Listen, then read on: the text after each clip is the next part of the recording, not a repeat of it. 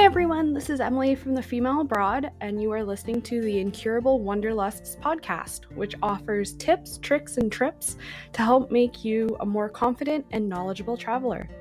Here we provide and discuss firsthand knowledge from our trips to make sure your trip planning is easier. Be sure to follow so you can find this podcast when you really need it, and visit thefemaleabroad.com for podcast transcripts, our social media links, and more information that can help you with all your travel planning. Welcome back! So I decided to break this week's episode into two separate parts as the topics are so very different. This episode is for how to find a local restaurant, and the other is how to tell if a city has more than one airport and which one you should use. When I'm traveling, I try my best to stay away from larger chains or well-known brand names, as I like to try the local food and specialties. Whether it's eating bugs at a farmer's market in a random parking lot somewhere in Cambodia, or using Eastern Europe's version of Groupon to eat at a local restaurant instead of Hooters in the Czech Republic, or any other numerous example I could give, I always seem to hunt out the more authentic or local flavors. So when someone reached out to me on Facebook and asked if I could provide hints on how to find a local or authentic restaurant, I thought it was a great topic for a podcast episode.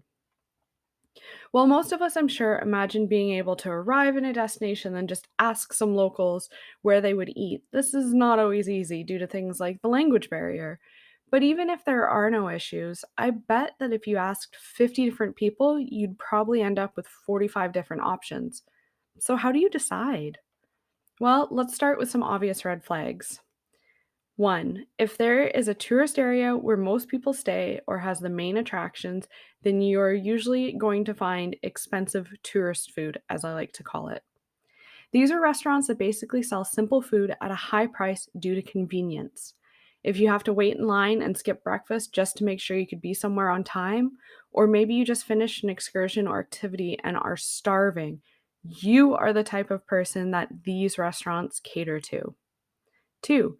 If you are in locations like Europe or the Caribbean and you find a restaurant who advertises their prices in both their currency as well as a second currency that they accept, just keep walking.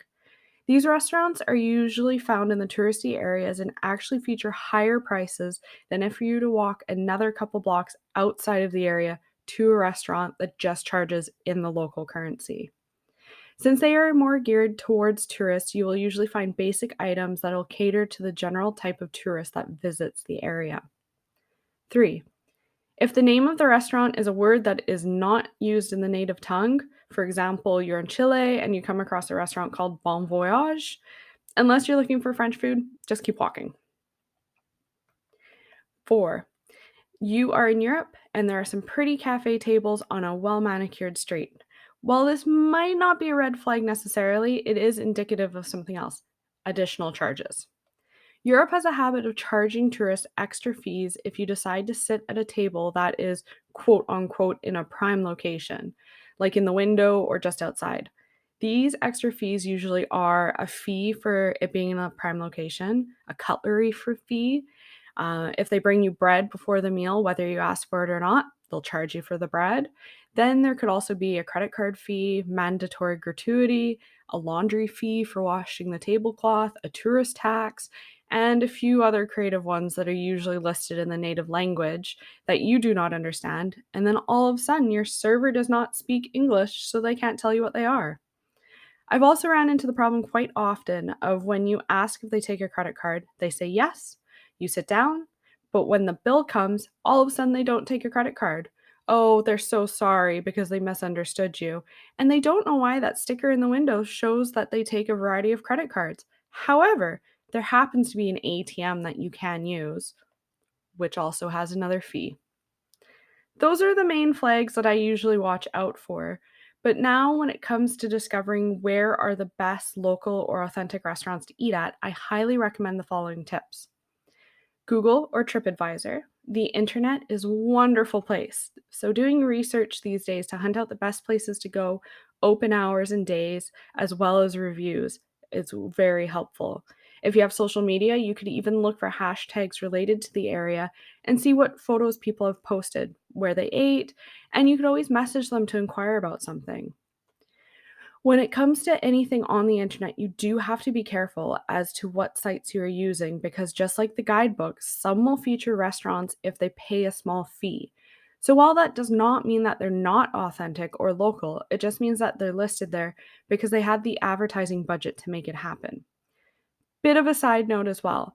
If you receive a free map while in location that shows restaurants and activities, the cost of these maps is covered by the businesses featured. Each of them will pay a small fee just to be listed. That being said, do not trust everything you read online either, because, for example, Betty may say that Disney World has the best beignets she's ever had in her life, but it turns out she's never even been to New Orleans. Also, sites like TripAdvisor feature reviews that are done by tourists and not locals normally.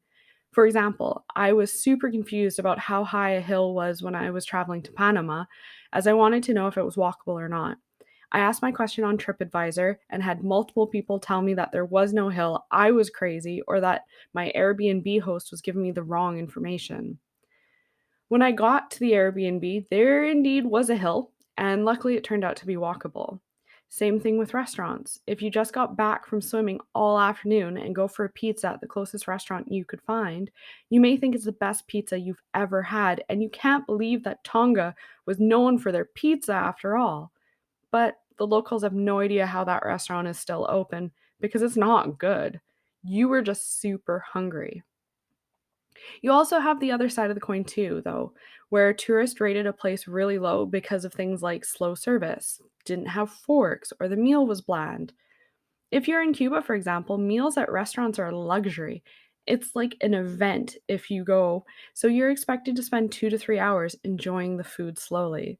They also are not very good at seasoning their food because everything is rationed. So, for a lot of people, they would rather spend their money or allotment on something more important like a better cut of meat.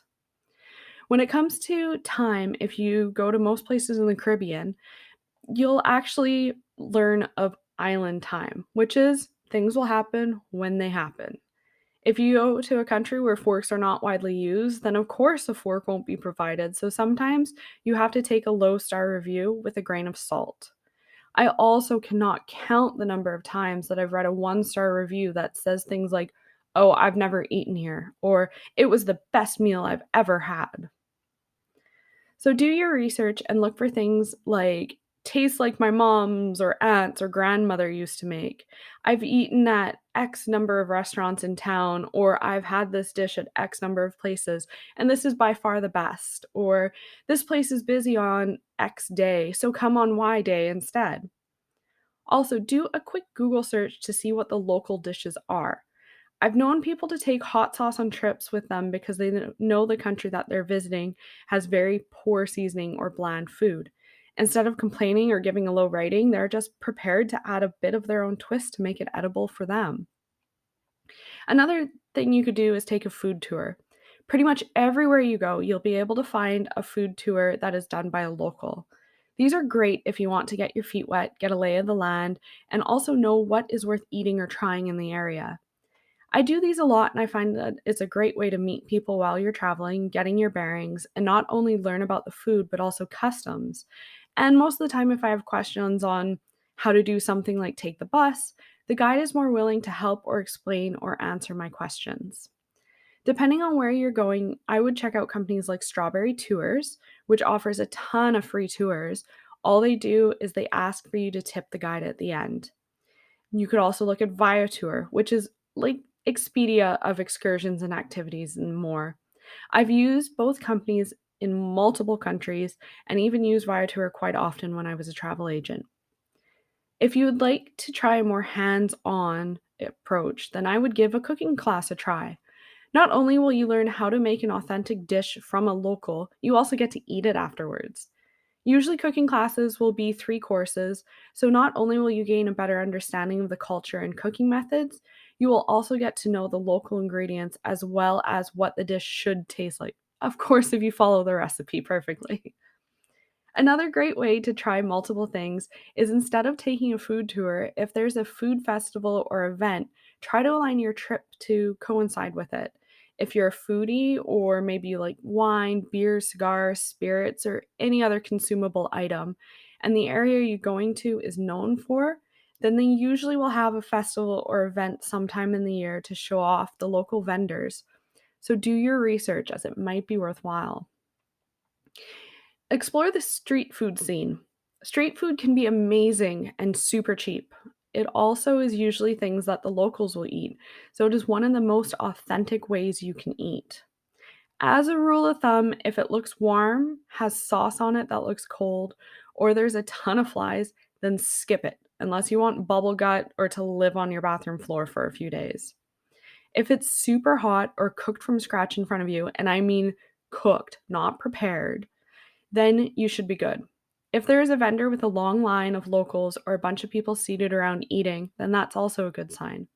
However, if you are in a location that is known for having issues with the water, then you might want to skip things like peeled fruit and fresh vegetables, as they're most likely prepared using the water and your body will not be used to the microbes in it. If you want fruit, make sure that it's not peeled and has the skin on it for you to remove. Example, banana, orange, and pineapples are examples of safe fruit. Apples, grapes, peaches are not. If you do want fresh fruit or vegetables, then I would hit up the local produce market to grab some at a reasonable price and then prepare them using bottled or boiled water, depending on where you are. Another thing you could do is you could ask hotel staff or bar and restaurant staff. Not only are these people local or at least living in the area, they're usually eating in the area during lunch breaks. Some hotels will have a list of restaurants already done up, which may push restaurants that are in sister brands or they get a kickback if they make a reservation on your behalf. So you might want to do a little bit of research first. If you do not have a lot of time to research, however, or you just want something quick and easy, then just go with their recommendations. You can't go wrong.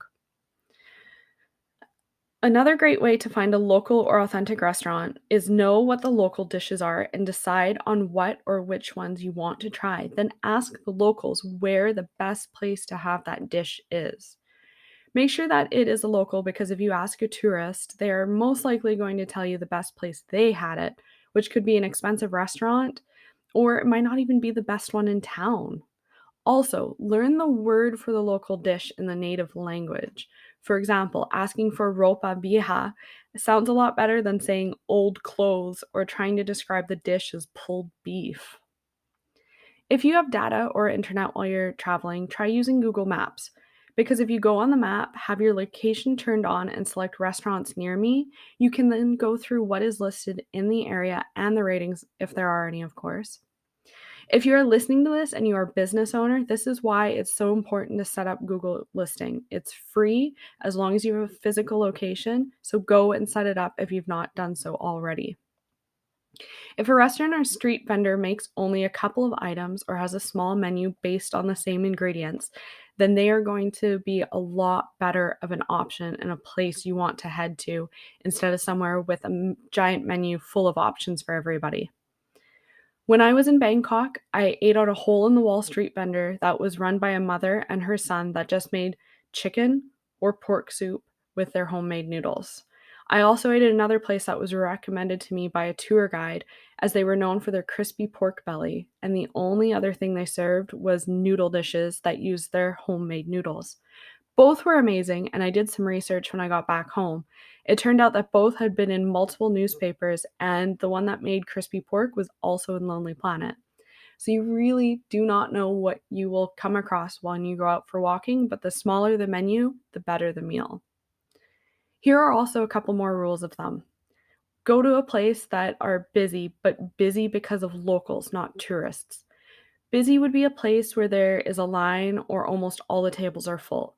Of course, this could vary based on the time of day, so while you are out exploring, just make mental notes as you come across these busy restaurants that seem popular so you can try them out later. Don't be afraid to use a translation program or guidebook and pointing. I know very basic Spanish, it is enough to get me around. One time I stopped off and ordered a medium green tea latte at a coffee shop. Then the barista asked me about 5 different questions. I had no clue what she was saying, and I just replied yes or no randomly. In the end, I don't even know if I got a green tea latte, but it ended up being one of the best drinks that I had the entire trip. So sometimes if you're really confused, you can guess and hope for the best because either way, it'll end up being an experience.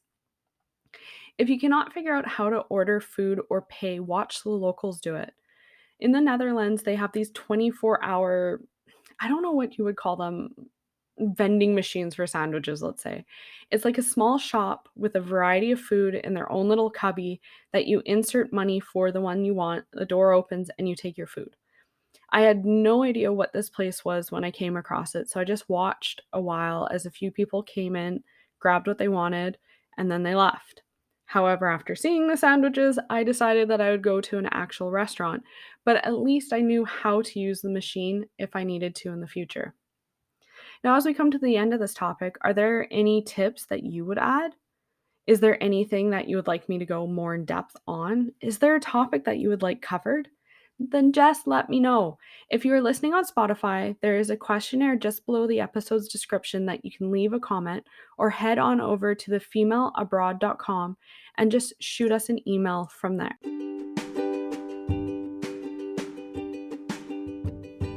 Thank you for listening, and make sure to follow or subscribe so you never miss an episode and can find us when you need to plan your next trip.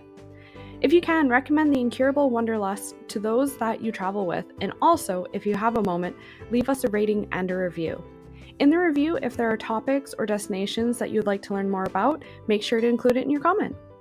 Also, do not forget to visit thefemaleabroad.com for more helpful tips, tricks, and trips, as well as podcast transcripts. And if you want to stay up to date with me, then follow me on Instagram at female_abroad. Remember, The Incurable Wanderlust is a weekly podcast with new episodes released every Thursday. Thanks again for listening, and until next week, safe travels!